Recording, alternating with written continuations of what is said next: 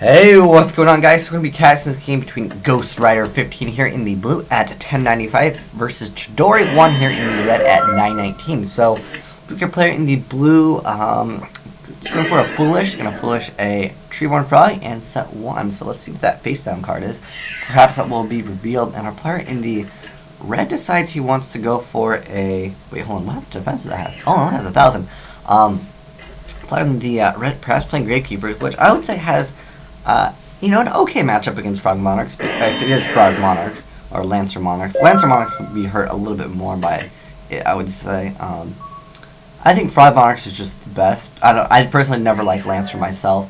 But let's see what our player in the blue decides to do, because if he's going to be able to tribute for a Caius here, it'll be quite good.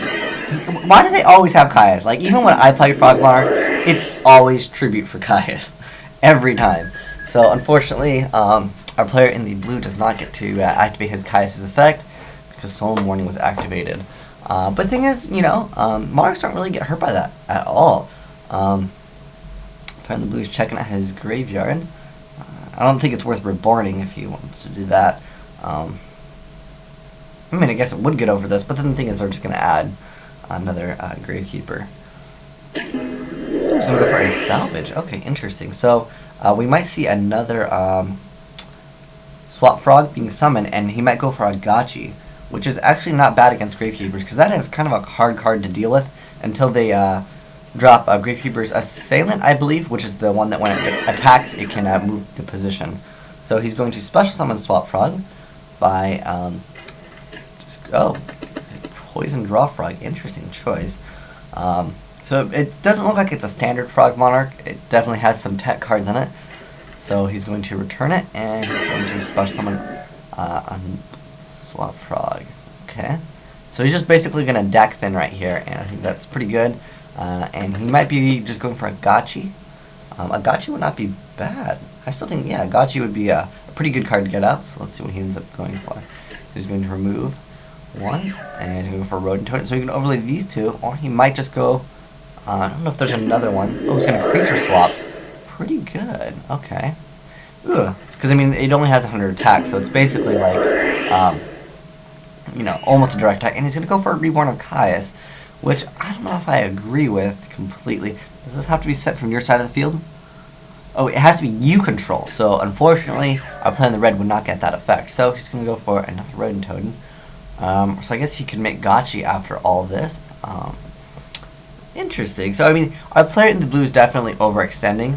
But if he can make a game, by all means, he should make a game. I personally would have attacked with the Rodent Totem. Sure, he gets a total boost of 800 damage. Although he would have gotten in, 1,000 plus the other 100 that Rodent Totem could have dealt. So, keep that in mind that he did not make the most optimal play. He could have got just a little bit more damage. Because, yeah, he does gain 400 for each one of these attacks.